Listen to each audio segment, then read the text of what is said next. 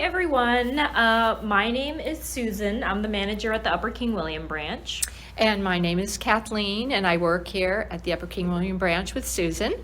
And welcome to another installment of our Check This Out podcast. Yes, welcome. Yes. So today we thought it would be fun to answer some of the questions in the New York Times' By the Book section.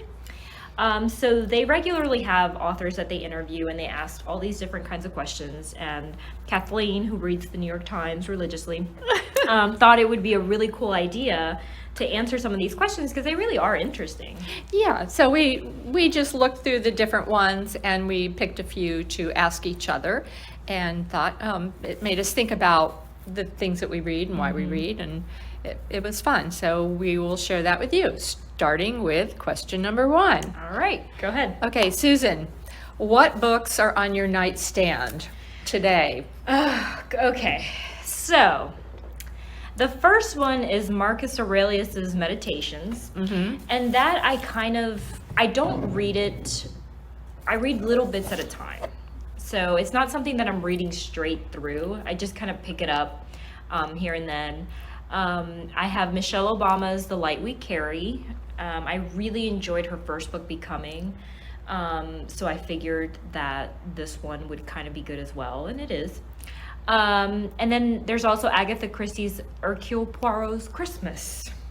Okay. Which, yes, I know. Did you choose that book? No, I did Okay. not. That was Is for a that book close club. enough? Okay. And I mean, I haven't started it yet, so it's sitting on my bedside. It technically counts, but I have not started it yet. But I will finish it, and I think it will put me in the right Christmas mood. Okay. So that'll be nice. So what about you? Well, I always have a big stack. I hope I won't take too long here. But what I'm reading right now is Demon Copperhead, Barbara Kingsolver. And that's pretty much, and Forest Walking, Peter Wollenben and Jane Billinghurst. And that's teaches you how to walk in the forest and pay attention to the trees and the nature around you. Then I have a couple books sitting there that they've been there for a couple months, and they're there, and it's All the Dogs in My Life by Elizabeth von Arman, and Returning to Earth by Jim Harrison, which really doesn't belong to me. It's my friend Donna's book that she loaned me, and I've been staring at it for months, and You'll really get to really it get going to eventually. it. Yeah. And then my sister gave me a book called My Stroke of Insight by Jill Bolt Taylor, PhD. And then there's one more book called A Life in Letters by M.K. Fisher. So they're by my bedside, not that I'm necessarily reading in bed as much as I used to, but that's what I will reach for in the evening. So have you started all of them, or just? Oh, I was hoping you wouldn't ask me that.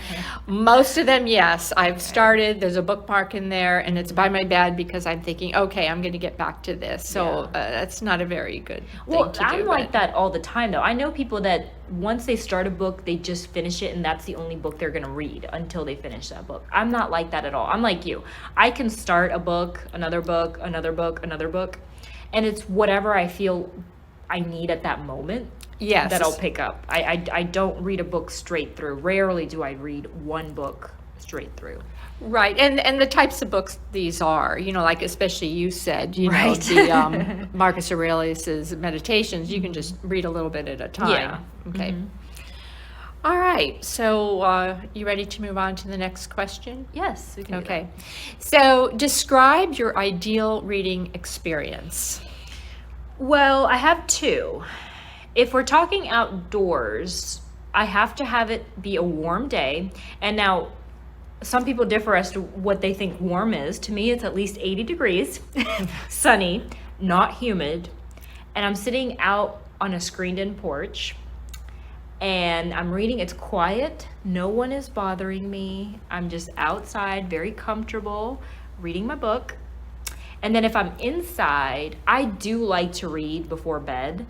And I read in bed, and the reason why is because I always have a really good night's sleep before I read. Okay, If I read okay. before I go to bed, I should say. Okay. Yeah, so what about you? Well, for me, the ideal experience would be the house is clean, I'm in comfy clothes. It would be indoors. And if it's the evening and it's cold out, I like the wood stove on, and the house has to be quiet, no one home. And when I say quiet, I just don't want a TV in the background. So if my significant other is sitting there with me reading, then that's fine too. And it's possible that I might have a little classical music real quietly in the background, or opera, and I would have maybe a cup of tea or some kombucha.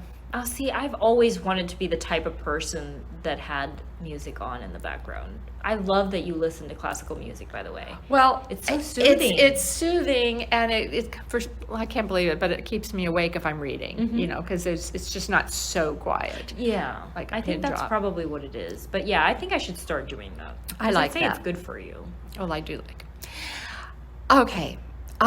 Here's the next one. Next question. What's the last book you read that made you furious? Okay. So here I go again, being the book snob that I am, proudly. So the last book that made me furious was Local Woman Missing by Mary Kubica, I think is how you say her last name. And it was a book club book. The characters were one-dimensional. So stupid. So stupid. This is a mystery in which a woman dies. You're supposed to feel bad that this woman has died. And I can't, because she's so annoying, so unrealistic. Like, she's perfect. Everybody loves her, and she loves everyone. And they have a perfect relationship with her husband, and she adores her kids, and everything's great with her. And it just, it's preachy. It made me furious to think that, why is a book like this published? Why are we doing this to ourselves? So I wish it had been righteous indignation. Okay. That's my favorite thing. But no, it was fury over disbelief Okay. that this was printed. And you? Well, I don't get furious very often, Yeah, see, I you're don't want to lucky. go into politics. That's a different Yeah, story. of But course. when it comes to most things, I just don't, that's a missing gene in me. But our book club did read a book. It was Murder at the Book Club. And it was a mystery, and I just wanted to throw it against the wall because I found it really shallow, and I couldn't relate to the characters and their relationships, and it was too silly for me. And so I did feel a bit like a book snob because 3 women at the book club liked it. Oh, yikes. Yeah. But it was, no, that's not my type of reading anyways. Yeah, I mean, everybody reads for different reasons, but that's definitely not why we read. Right. Um, So that does move us into the next question, which, what moves you most in a book? So yeah, directly linked to that, the reason why this book why the previous book made me furious is because it was lacking the thing that I look for most in books, which is honesty. I want authentic characters, and to me, what that means is that they have to have flaws. I mean, there has to be something to them that I feel like I can connect to on a human level. And anyone who can be honest about the struggles that we have just living, anyone who can be honest about some of the darkest things that we think about, the darkest things that live within us, and it's in all of us. I don't want to hear any of the saintly business. I've yet to meet one. I don't want to meet one. Not interested in them. So honesty is what I look for in anything that I pick up. And if I don't see it, it's not something I have any interest in. Okay. What about you?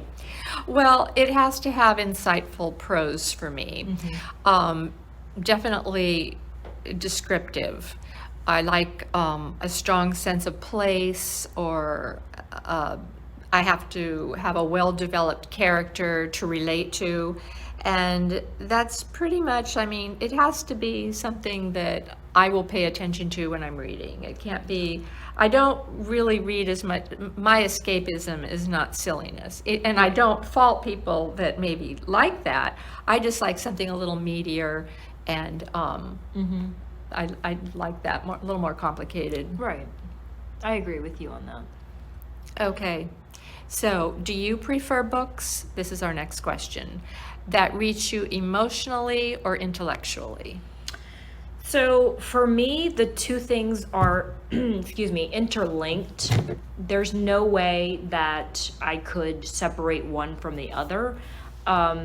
Intellectual prose moves me emotionally. Anyone who can voice, be it vocally or in prose, voice an intellectual thought, something that they've thought about, it moves me greatly. And every book that I pick up and that I recommend to others hopefully has a little bit of that in them, because I do believe the two things are very important, and other people feel it completely differently. But to me, they go hand in hand. What about you? Well, I think you're right. They go hand in hand. So I would say a little bit of both. That books reach me emotionally or intellectually. What I prefer would be both, because sorry, I'm making just have I'm to. muddling this, but It's an important question. right. So I think it would have to start with reaching me intellectually, because then if I can, if the author can sort of lead me to an understanding, something that I may not have been able to put into words writing, but I can follow along when someone else does and then relate to it within myself, then that pulls out the emotion in me. Right. So I like a little bit of both, but it has to start off, I think it has to reach me intellectually first. Well, I think it'd be difficult for it to be in any other way, in my personal opinion. Yeah. You're reading it, and so you have to understand it. And that is your intellect working, whether you believe that to be true or not. And then once you've understood it, it kind of hits you, Yeah. And you start to understand the importance of it, and that's through emotions. And that's, the gift of the author that Yes. they give us, that they can put it into words. To words. Yeah, that's their gift. So, what subjects do you wish more authors would write about? Okay, well, I think that's very subjective here, is basically what I want to read about. And my passions, of course, I would want to have more books about our connection to plants and the environment, just awakening to a wider ecological consciousness. And there are more books all of a sudden coming out about this, so I like that. And then I like things about sustainable lifestyle. But this question I had the hardest time with, because I'm not quite so sure. I'm always finding new books in the library. True. So now you have maybe a different opinion on this. Well, it's still rooted in what I like to read. It's very selfish of me, because I'm a history nerd. Anything that's not based in World War II, I would champion, because it seems like every history book that comes out has something to do with the war. And even, very America-centric or England-centric, so it's a very, they're trying to reach a certain audience, and I understand that publishing houses choose books because they think it's going to sell. And they have to, yeah. And they have to, it's a business. But... it is difficult. You'd have to do more research, because it's such a widely researched topic. You're gonna find something if you're gonna write historical fiction or nonfiction. You're gonna have more resources in something that happened in modern times. But I prefer anything. For example, I love anything in the Middle Ages, set in the Middle Ages. There's not a lot of books on that. There's not a lot of resources for that. Right. It's hard to find manuscripts for that. To study, to be able to base your characters, honestly, which I would prefer. So I know it's a lot of work on the author side, but yeah, selfishly, I want to read about different cultures, because they're all so interesting. If you do study it historically, there's so many different ways that authors could go, and it hurts my heart to see yet another World War II book out there. No offense to anyone. Right, but like you read or said, write. if it takes a lot of research, it's pretty hard to come up with things that Middle Ages. Oh, yeah. authors. Absolutely, I can definitely see that, but I'd like to see a little bit more, just a little bit more Yeah, of and that. you're not talking the Philippa Gregory No. genre, really? No, Okay. I know. I do appreciate her for having brought history into more of a popular sector, but I'd like to do a little bit more. More authentic, maybe? Yeah, just a bit. Okay. Yeah, and then there's Tudor history. That's another thing that's gone on for ad nauseum at this point. You know, Yeah. it's like, okay, let's move on past. Let's at least go to the Plantagenets. You know, Okay. let's a little bit farther back. There's no. always Clan of the Cave Bears. That's Susan. true. That's true. I could go back, but just So Yeah. different historical time periods that aren't the main focus out in the market right now. Okay, but once again, hey, we're here at the library and we get new books, all the time? All the time. Yeah. And that we're surprised, Yeah. sometimes like, oh, wow, someone actually wrote a book about this? Yeah, So they are coming along, and more people are publishing, with independent, small publishing houses and things like that, or publishing themselves. So I'm seeing a little bit more, which I appreciate. Right. But yeah, so let's move on to the big kahuna. The big one. Yeah. The big one. Okay, so this is the big question. You're organizing a literary dinner party. Which 3 writers, dead or alive, do you invite? Well, see, this was hard. Okay, Let's I'm going to start this one if you don't mind. go ahead. Okay.